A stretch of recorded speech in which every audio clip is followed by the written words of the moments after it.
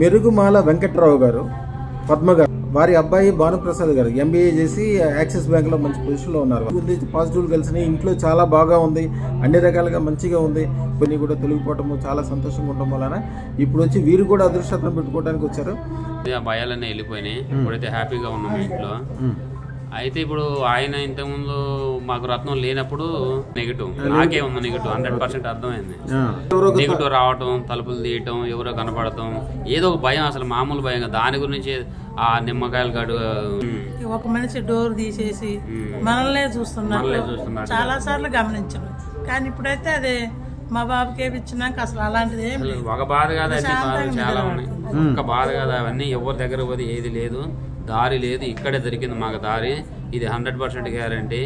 ఎవరైనా సరే అందరూ రావాలి, అందరూ మంచిగా ఉండాలి. ఈ గురుగారు మాకు మంచిగా చేశారు, మంచిగా చూశారు. దీంట్లో ఎటువంటి టెన్షన్ లేదు. అందరికీ మీరు ఇట్లానే సేవ చేయాలి. ప్రజలందరూ వేస్ట్, మీరు ఎక్కడికి పోవద్దు. ఏ ప్రాబ్లం ఉన్నా డైరెక్ట్గా గురుగారిని కలవాలని నేను పబ్లిక్ చెప్తున్నా. ఇదైతే గ్యారెంటీ 100 కానీ 200 కానీ $1,000 మిలియన్. ఇది ఎటువంటి సవాల్ లేదు. రావాలి, తీసుకొని పోవాలి. ఎందుకంటే మేము ఎన్నో డబ్బులు పోగొట్టుకున్నాం. పోయిన వేస్ట్ క్యాండిడేట్లు అంటే వేస్ట్ క్యాండిడేట్లు ఉన్నారు. ఎవరికి నమ్మొద్దు. డబ్బులు ఒక ముళ్ళు గుచ్చుకుంటే ఆ ముల్లే గుర్తొస్తుంది, ఆ నొప్పే గుర్తొస్తుంది, కానీ ఆ 1000 కోట్లు గుర్తు రావద్దు ఎప్పటికీ. ఈ కాలసర్పదోషం కానీ, ఈ టెన్షన్లు కానీ, ఎవరైనా ఏడుపులు కానీ, ఇట్లాంటివి చేసిన ప్రయోగాలు కానీ, ఈ డల్ల మూలాన ఎవరు ఏం చేయలేరు. అదృష్టం ఉన్న చోట ఇన్ని కూడా క్షణంలో చాలా బెటర్లో ఉన్నాం. ఇంకా ముందు కూడా ఉంటుందని 100% గ్యారంటీ ఇస్తాను. అంత మంచిగా జరుగుతుంది. మంచి కాదు, 1000 చెప్పిన ఇంతకు ముందే అదే టైప్ లో జరుగుతుంది. దాంట్లో మంచిగా జరిగింది. చాలా ఆనందంగా ఉన్నారమ్మా. అలా అది ఎవరి వల్ల కాలేదు. అది అంతే, ఒకటే మాట. ఈ భూమి మీద మాకైతే ఎవరు దొరకలేదు. మా డబ్బులు తీసుకున్నారు, మమ్మల్ని మోసం చేసేసారు.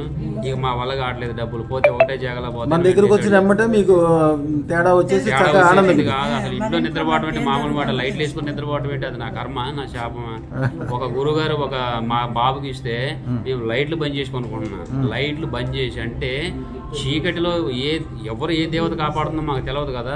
మేము అంత ప్రశాంతంగా నిద్రపోతున్నాం. నా దగ్గర నుంచి వచ్చిన తర్వాత మీకు అంత మంచిగా జరగడానికి కారణం ఏంటంటే భద్రకాళి అమ్మవారు తనకు 100 సింహం తలలతోటి మిమ్మల్ని, మీ కుటుంబాన్ని, మీకు సంబంధించిన వాళ్ళు అందరినీ కాపాడుకుంటూ ఉంటుంది.